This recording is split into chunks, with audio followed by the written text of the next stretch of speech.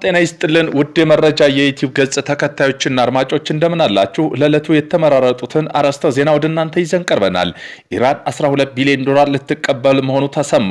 የአሜሪካ ወታደራዊ ኃይሎች ከኢራን ጦር እንዲወጡ የሚያስችል ውሳኔ ተላልፏል። በዚህም ጉዳይ በዜና ጥንቅራችን እንመለከተዋለን። ሚሳኤሎቻችን ባይኖሩ ኖሮ እንደ ጋዛ እንሆን ነበር አሉ የኢራኑ ፕሬዝዳንት መሱድ ፔጂኪያን። በዚህም ጋር በተያያዘ የዜና ጥንቅራችን አካተነዋል። ኢራንም አቀብ ተነሳላት፣ ኢራንም አዋጅ አወጀች። የአሜሪካና ኢራን ድርድር ትርጉም የለሽ ነው ስትል አንድ የኢራን ከፍተኛ ባለስልጣን ተናግረዋል። በዚህም ጉዳይ በዜና ጥንቅራችን አካተናል። በሩሲያ የበረታው የዩክሬን ጥቃት ከዕለት ወደ ቀን እየጨመረ እስከ መሃል ሞስኮ ሩሲያ ከፍተኛ ጥቃት እያደረሰ ነው። በዜና ጥንቅራችን አካተናል።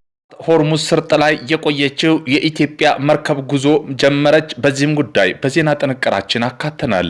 የኤለን መስክ የሀብት ማሽቆልቆል በሳምንታት ውስጥ 350 ቢሊዮን ዶላር አጣ ተብሏል። በዜና ጥንቅራችን አካተናል።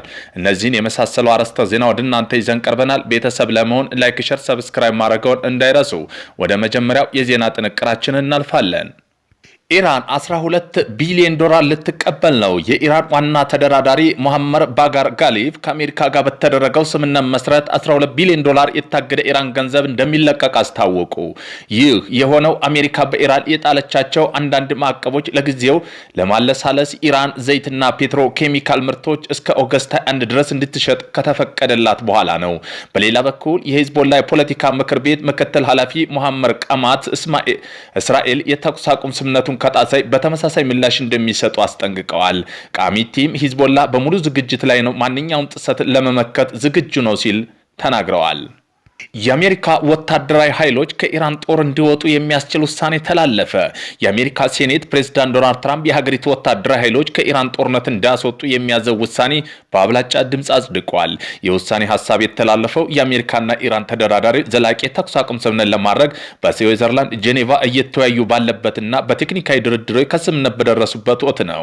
ውሳኔውም በስዊዘርላንድ እየተካሄደ ያለው ድርድር ባይሳካ ሀገሪቱ ተመልሳ ወደ ጦርነት እንዳትገባ ለኢራን ጦርነት ተልእኮ የተሰማራ ወታደራዊ ኃይል በአስገዳጅነት ከአካባቢ እንዲወጣ ለማድረግ ያለመ መሆኑ ተገልጿል። ከ50 የሴኔቱ አባላት 48ቱ ውሳኔ በድምፅ የደገፉ ሲሆን ፕሬዝዳንት ዶናልድ ትራምፕ የሚመሩት የሪፐብሊካን ፓርቲ 4 ሰዎች ፕሬዝዳንት ወታደራዊ ኃይላቸው ከኢራን እንዳያስወጡ የሚያዘው ውሳኔ ደግፈዋል ተብለዋል። እንደ አርቲ ዘገባ ከሆነ ውሳኔው ፕሬዝዳንት ትራምፕ ኢራን በተመለከተ ከሚከተሉት ፖሊሲ ከፍተኛ ተቃውሞ እየገጠመ መሆኑን የሚያሳይ ነው። ፕሬዝዳንት ትራምፕ የአሜሪካ ሴናተሮች የመካከለኛው ምስራቅ የሰላም ጥረት እያካበዱብኝ ነው ሲሉ ገልጸው ውሳኔ ዘገየና ትርጉም አልባ በማለታቸው ዘገባው ጠቁመዋል። የኢራኑ ፕሬዝዳንት መሱድ ፔጂኪያን ሚሳኤሎቻችን ባይኖሩ ኖሮ እንደ ጋዛ እንሆን ነበር አሉ። የኢራኑ ፕሬዝዳንት መሱድ ፔጂኪያን ሀገራቸው የያዘችውን የባላስቲክ ሚሳኤል ፕሮግራም በፍጹም ለድርድር የማይቀርብ መሆኑ በጽኑ አስታወቁ። ፕሬዝዳንቱ በፓኪስታን የአደራዳሪ የስራ ይፋ ጉብኝነት ተገን በማድረግ በሰጡት መግለጫ ኢራን ራሷን ለመከላከል የገነባቸው የሚሳኤል አቅም ባይኖር ኖሮ አሁን ላይ የሀገሪቱ ጣፋንታ እንደ ጋዛ ሊሆን እንደሚችል አስገንዝበዋል። መሱድ ፔጂኪያን አክለውም ለራሳቸው መከላከያ የያዝናቸውን ሚሳኤል ባይኖሩ ኖሮ እስራኤልና አሜሪካ ለሽማግሌም ሆነ ለህፃን ሳያዝኑ ኢራንን ልክ እንደ ጋዛ ያፈርሷን ነበር ሲሉ የጦር መሳሪያዎቻቸውን ለሀገር ህልውና ወሳኝ መሆናቸውን አስምረውበታል። ኢራን በማንኛውም ሁኔታ ውስጥ ብትሆን ኖሮ በማንኛውም አካል ጋር ከመከላከያ አቅም ዙሪያ በፍጹም ለድርድር እንደማትቀመጥ ፕሬዝዳንቱ በቁርጠኝነት ገልጸዋል። ግምጃ ቤት ከ10 ዓመታት በኋላ ለመጀመሪያ ጊዜ የኢራን ነዳጅ በአሜሪካ ዶላር እንዲሸጥ በመፍቀድ የጣለው ማዕቀብ ለ60 ቀናት ለጊዜያዊነት አነሳ። እስከ ነሐሴ ወር የሚቆየው በዚህ ፈቃድ ኢራን ድፍድፍ ነዳጅና ፔትሮኬሚካል ምርቶች በቀጥታ ለአሜሪካ ጭምር መሸጥና መላክ የምትችል ሲሆን የባንክ ዝውውር፣ ኢንሹራንስና የትራንስፖርት ማዕቀቦች ተነስተውላታል። የማዕቀብ እፎይታ የተሰጠው ኢራን ወሳኝ የሆርሙዞች መጠን ለመክፈት ዓለም አቀፋዊ አቶሚክ ኢነርጂ ኤጀንሲ ተቆጣጣሪዎች ለመቀበል ቃል መግባቷ እንደሆነ አሜሪካ ብትገልጽም ከተቆጣጣሪዎችን የመግባትም አስተባብላለች። በስዊዘርላንድ አሸማጋይነት የተጀመረው ይህ ሂደት ከ60 ቀናት ውስጥ ለመጀመሪያ ስምምነት የሚያበቃው ፍኖተ ካርታ መሆኑን ኳታርና ፓኪስታን አስታውቀዋል። ኢራን ለበላይ መሪዋ አያቶላህ አሊ ካሚኒ የቀብር ስነ ስርዓት የ3 ቀን በዓል አወጀች። ኢራን ባለፈው የካቲት 28 ቀን በአሜሪካና እስራኤል ሚሳኤል ጥቃት የተገደሉት የ86 ዓመቱ የበላይ መሪ አያቶላህ አሊ ካሚኒ የቀብር ስነ ስርዓት የሚውል 3 ቀናት የህዝብ በዓል የሥራ ዝግ ቀናት አውጃለች። የአስክሬን ሽኝት እንደ አውሮፓ አቆጣጠር ሐምሌ 4 ቀን በቴህራን የሚከወን ሲሆን የቀብር ስነ ስርዓታቸው ደግሞ ሐምሌ 9 ቀን በተወለዱበት ማሻር ከተማ እንደሚፈጸም አልጀዚራ ዘግበዋል። አያቶላህ አሊ ካሚኒ ታዋቂ ኢራን እስላማዊ አብዮት አብዮታዊ ዘብ ተከትሎ የቀድሞ መሪ አያቶላህ ሩሆሊ ካሚኒ በሞቱበት ጊዜ ጀምሮ ላለፉት 30 ዓመታት በላይ ሀገሪቱን በከፍተኛ የበላይ መሪ መንፈሳዊ መሪ ሆነው መርተዋል። የአሜሪካና የኢራን ድርድር ትርጉም የለሽ ነው ሲሉ አንድ የእስራኤል ከፍተኛ ባለስልጣን ተናገሩ። የቀኝ አክራሪ የእስራኤል የገንዘብ ሚኒስተር ቤዛል ስሞትሪች በኢራንና በአሜሪካ መካከል የሚደረገው ውይይት ተመለከተ ሀገራቸው የድርድሩ አካል አይደለችም ብለዋል። ለእስራኤል ጦር ሬዲዮ እንደተናገሩት እነሱ ለእኛ ትርጉም የለሽ ናቸው፣ በሊባኖስ ውስጥ ሙሉ በሙሉ መስራታችንን እንቀጥላለን ሲሉ ገልጸዋል። በሂዝቦላ ሊባኖስ ውስጥ እስካለ ድረስ ሊባኖስ ከሚገኝ የጸጥታ ቀጠና እስራኤል መውጣት አይኖርባትም ሲሉ ስሞትሪች አክለው ሂዝቦላ መሳሪያውን እስካላወረደ ድረስ ብቻ ሳይሆን ሙሉ በሙሉ ቡድኑ እስከፈረሰ ድረስ ጦራችን ከሊባኖስ አናስወጣም ሲሉ ተደምጠዋል። እኛ የምንፈልገው ሂዝቦላ መሳሪያውን እንዲጥል ብቻ ሳይሆን ሙሉ በሙሉ እንዲፈርስ፣ በሊባኖስ ውስጥም የመንግስት አካል እንዳይሆንና እስራኤል የሚያሰጋ ወታደራዊ ኃይል እንዳይኖረው ነው ብለዋል።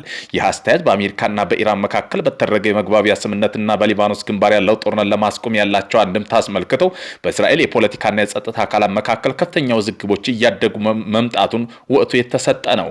በመጋቢት 2 ጀምሮ ሊባኖስ እስራኤል ጥቃት የተነሳ 4100 በላይ ሰዎች ሲገደሉ ከ12000 በላይ ሰዎች ቆስለዋል። የሊባኖስ መንግስት ይፋ መረጃ ያሳያል። እስራኤል በደቡብ ሊባኖስ ያሉ ቦታዎች መያዟንም ቀጥላለች። በዩክሬን ጥቃት ምክንያት በሩሲያ ቁጥጥር ስር የምትገኘው ክሬምሊን ለሲቪሎች የነዳጅ ሽያጭ ማገዷን አስታወቀች። ዩክሬን በጥቁር ባህር ላይ የሚገኝ የነዳጅ አቅርቦት ላይ የምታደርገው ጥቃት ማጠናከሯን ተከትሎ ነው ሩሲያ ቁጥጥር ስር የምትገኘው ክሬምሊን ባለስልጣን እነዚህ ውሳኔ ላይ መድረሳቸው የተሰማው። የሩሲያ ባለስልጣን ዩክሬን ሌሊቱ ላይ በሰነዘረችው ጥቃት 4 ሰዎች ህይወታቸው ሲያልፍ 28 ሰዎች መቁሰላቸው ተናግረዋል። ጥቃቱን ተከትሎ በአካባቢው የሚገኘው የነዳጅ ማደያና ለግል ኩባንያና ለሲቪሎች የሚያደርጉትን ማንኛውም የነዳጅ ሽያጭ ላልተወሰነ ጊዜ እንደሚያቆሙ አስታውቀዋል። የዩክሬን ጦር በቅርቡ ሳምንታት ውስጥ በክሬምሊን ነዳጅ አቅርቦት ላይ ተደጋጋሚ ጥቃት የሰነዘረ ሲሆን ይህ የግዛቲቱ በፈረንጆቹ 2014 ሩሲያ ከጠቀለለች በኋላ የከፋው ጥቃት ነው ተብሏል። ክሬምሊን የሚገኘው የነዳጅ ማጠራቀሚያ እንዲሁም በደቡብ ሩሲያ ክራንስዶ ግዛት የሚገኝ የነዳጅ ማጓጓዣ ተቋማት ጥቃቱ ኢላማ መካከል እንደሚገኙበት የዩክሬኑ ፕሬዝዳንት ቮሎዲሚር ዜሌንስኪ ተናግረዋል። ፕሬዝዳንት ዜሌንስኪ አክለውም ጥቃቶቹ በሩሲያ ኃይል መሰረተ ልማት ላይ የተሰነዘሩ የዩክሬን የረጅም ርቀት ማዕቀቦች አካል ነው ሲሉ ገልጸውታል። በሆርሙዝ ስርጥ መዘጋት ለወራት ቆማ የቆየች የኢትዮጵያ መርከብ በሰላም ወደ ጅቡቲ ማቅናቷ እንደጀመረ ተገለጸ። ይህም ጊቬ የተሰኘችው መርከብ በእስራኤልና ኢራን ግጭት ጉዞዋ ከተስተጓጎለ ወራት በኋላ በአሁኑ ወቅት በኦማን ባህረ ሰላጤ አካባቢ እንደምትገኝ ወደ ጅቡቲ በመጓዝ ላይ መሆኗ የኢትዮጵያ ባህር ትራንስፖርት ሎጂስቲክ አስታውቋል። መርከቧ እንደ አውሮፓ አቆጣጠር ሰኔ 28 ከምሽቱ 2 ሰዓት አካባቢ መዳረሻን ጅቡቲ ወደብ ትደርሳለች ተብሎ እንደሚጠበቅ አገልግሎት ጨምሮ ገልጿል። ኤምቪ ጊቤ 347 ዓለም አቀፍ የወደብ መዳረሻ የኢትዮጵያ ሰንደቅ ዓላማ ከሚያውለበልቡ ኢትዮጵያ መርከቦች መካከል አንዷ ናት። የዓለም ቁጥር 1 ቢሊዮነር የኤለን መስክ የሀብት ማሽቆልቆል በሳምንታት ውስጥ $350 ቢሊዮን አጣ። የስፔስ ኤክስ አክሲዮን በከፍተኛ ሁኔታ ማሽቆልቆል ተከትሎ ቢሊዮነር ኤለን መስክ በታሪክ ታይቶ የማይታወቅ ግዙፍ የሆነ የግል ሀብት ኪሳራ አስተናግደዋል። ኩባንያው ለመጀመሪያ ጊዜ የቦንድ ሽያጭ ይፋ ማድረጉን ተከትሎ የአክሲዮን ዋጋ 30% አካባቢ በመውረድ ማክስ በአንድ ሳምንት ውስጥ ብቻ $350 ቢሊዮን ኪሳራ ደርሶበታል። በፎርስ ስሌት መሰረት የባለ ሀብት መጠኑ $1.4 ትሪሊዮን ወደ $1.1 ትሪሊዮን ወርዷል። ማስክ በዚህ ወር መጀመሪያ ላይ ኩባንያ ይፋዊ የአክሲዮን ሽያጭ ባደረገው ማግስት የዓለም የመጀመሪያው ትሪሊዮን መሆን ችሎ ነበር። ይሁን እንጂ ላለፉት ቀናት ስፔስ ኤክስ አክሲዮን 16.4% መውደቁን የኩባንያው የገበያ ዋጋ $928 ቢሊዮን አሳንሶታል።